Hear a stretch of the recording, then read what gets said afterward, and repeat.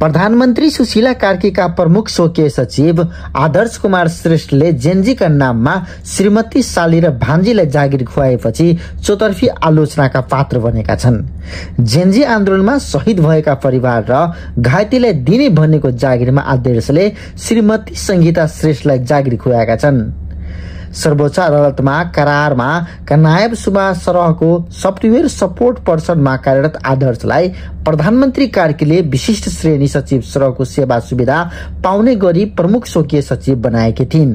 सर्वोच्च अदालतको पेशी व्यवस्थापनमा सेटिङ र चलखेल गरेको आरोप लाग्दै आएका सिन्धुलीका आदर्शले आफ्नो नाम नै बदनाम हुने गरी जेनजीका नाममा जहानालाई जागिर खुवाएपछि देशभर नै चर्चाका विषय बनेका छन्।